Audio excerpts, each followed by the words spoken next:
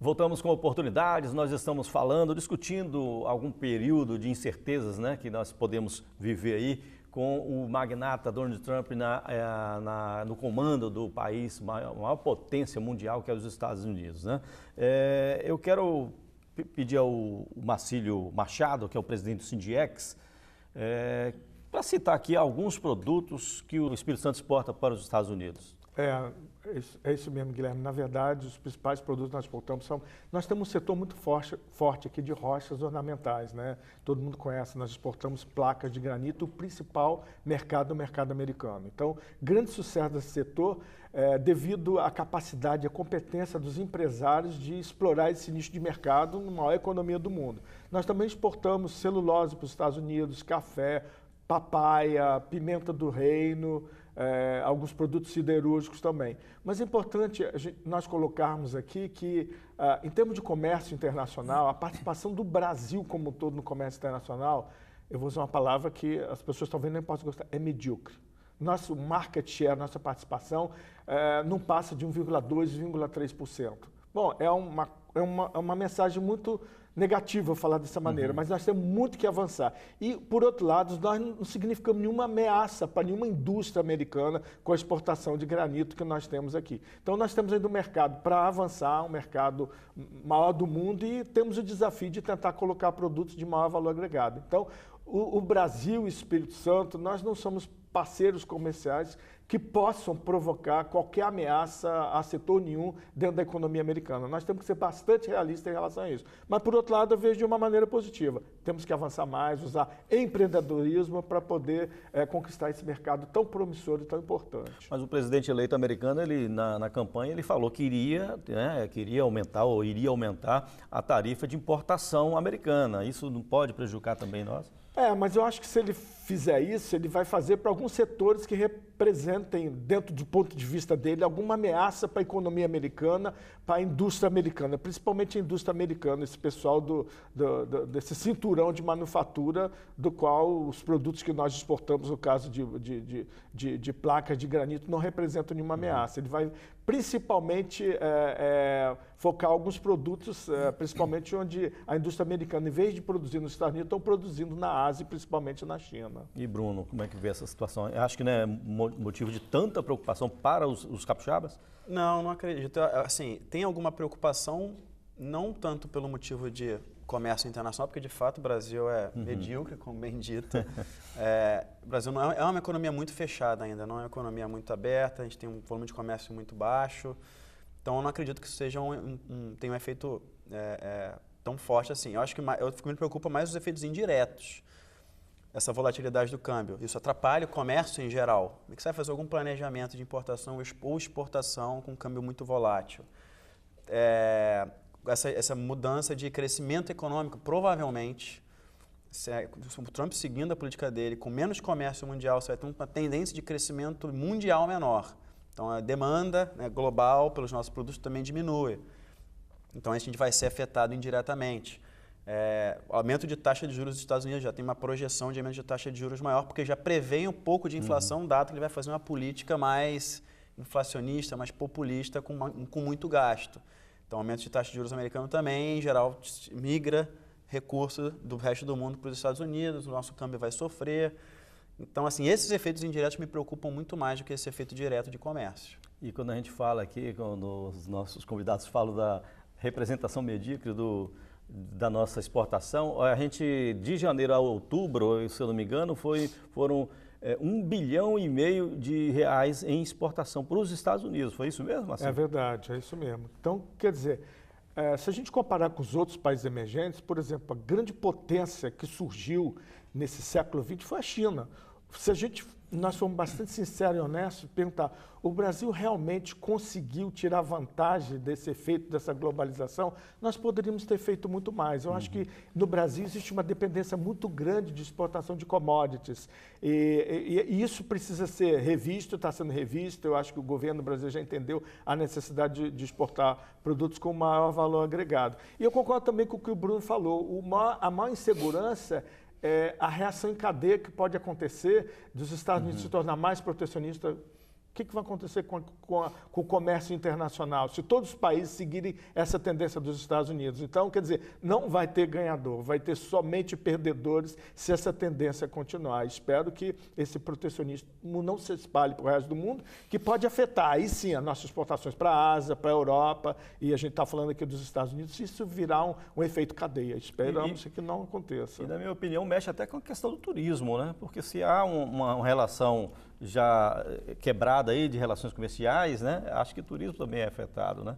Acho que a tendência é ele dificultar também o fluxo de pessoas, né? Então ele vai quer ter muito mais controle. Claramente ele falou sobre mexicano e sobre origem muçulmana, etc. A gente é latino, né? Então assim, eu acredito que possa ter um pouco mais de barreira assim de imigração, né? Para turismo, etc. Deve ter algum tipo de impacto.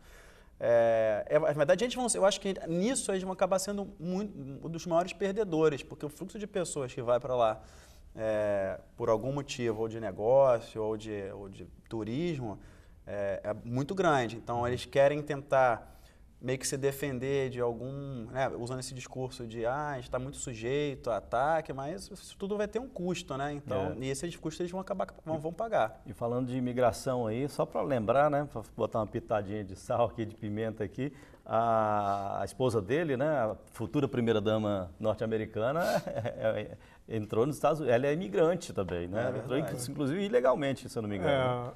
É interessante que você colocou, quando a gente imagina esse cenário, é bom lembrar que Trump é um empresário, ele é um empreendedor, é um empresário de muito sucesso.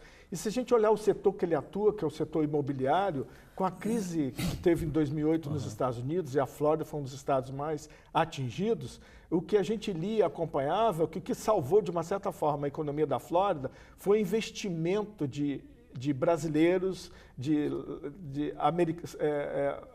latino-americanos e de chineses comprando imóveis no mercado americano. Então, quer dizer, para o empreendedor com essa visão dessa importância de investimento de estrangeiros dentro de outro país, que pode até ajudar, e como ajudou a economia da Flórida, que foi bastante afetada, é muito difícil a gente imaginar que ele vai tomar uma medida exagerada e que possa implicar em prejuízos para a economia dos Estados Unidos.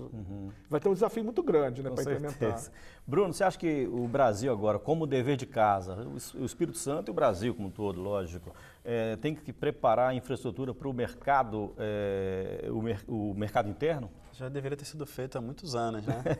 Com certeza. Tanto o Brasil, e principalmente o Espírito Santo. Mas tem que se intensificar mais agora? Não, para ontem, né? Eu acho que é uma coisa que tá no radar, né? A gente já está caminhando para isso, a gente tenta fazer essa...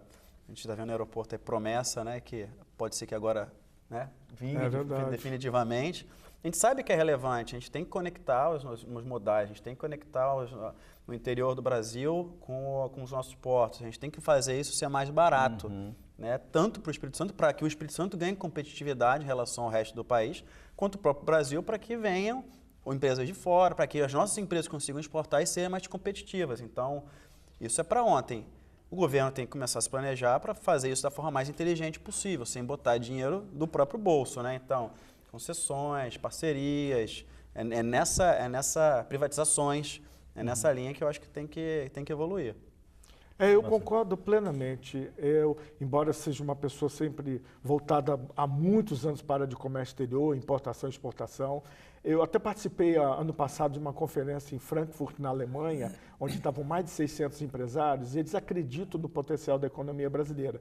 E se a gente observar os rankings, por exemplo, do Banco Mundial, de alguns institutos suíços, o Brasil tem uma posição muito ruim em termos de infraestrutura, de logística, abrir e fechar a empresa, burocracia governamental, intervenção do Estado na atividade econômica, liberdade de fazer negócio, mas tem um ponto muito forte do Brasil que ajuda, que é como o Bruno colocou aqui, a força do nosso mercado interno, que precisa ser implementada, precisa ser desenvolvida, porque nós temos uma população de 200 milhões de habitantes. Então, é esse trabalho que precisa ser feito e aproveitar essa riqueza que nós temos no mercado interno, porque tem tudo para ser feito aqui. Agora, não espera o Estado, não. Já existe Estado demais, intervenção do Estado demais na atividade econômica. Nós precisamos mais empresários, mais iniciativa privada para a gente poder avançar. Ok. Ó, o programa está chegando ao final, mas eu, como de costume, eu gosto de ouvir a última palavra de vocês e deixar as últimas considerações para os nossos telespectadores. Vou pedir Bruno para iniciar, por favor. Eu queria agradecer pelo convite, prazer falar com o Marcílio, com você, Guilherme, participar do debate. Eu acho que a gente tem que fazer o nosso dever de casa, né? Assim, a gente não tem nenhum tipo de ingerência em relação à política americana. É óbvio que a gente tem que olhar, ver o que está acontecendo e né, tomar as melhores decisões possíveis. Mas eu acho que de tudo que a gente pode fazer, as coisas estão sendo feitas, a gente está votando reformas relevantes, a gente está olhando mais para o setor privado, como foi bem falado aqui, e eu acho que a gente tem aí um futuro um pouco melhor pela frente. Ok, muito obrigado. Bruno Fuchal, professor da FUCAP, doutor em Economia. Muito obrigado pela sua participação, pelas suas explanações hoje aqui. Marcílio, suas últimas considerações. Na verdade, eu acho que realmente a gente está fazendo a coisa certa, existe mais confiança nas instituições brasileiras, eu acho que a gente está avançando e tem boas perspectivas de haver uma melhora. Eu acho que a melhora não vai ser muito rápida, nem tão boa como talvez a gente espere, mas se a gente imagina que, por exemplo, a contenção dos tetos dos gastos governamentais, que, sou professor, mas eu acho que isso é uma necessidade. Se não houver isso, vai alimentar a inflação e as classes mais baixas do Brasil vão perder. Então, acho que nós estamos caminhando na direção certa, a gente tem que desenvolver o mercado interno e, principalmente, investir no treinamento das pessoas, na educação e mais empreendedorismo, porque empreendedorismo é que gera riqueza e melhora o status social, a desigualdade social que nós temos, que é muito grande no nosso país. Mais empreendedorismo para o país. Ok, muito obrigado também, Marcílio Machado, doutor em administração, professor também e presidente do Sindiex. Muito obrigado pela sua participação hoje aqui também. Obrigado pela participação dos dois. Eu agradeço a sua audiência, telespectador. O programa Oportunidades fica por aqui. Semana que vem a gente volta com outro assunto. Até lá!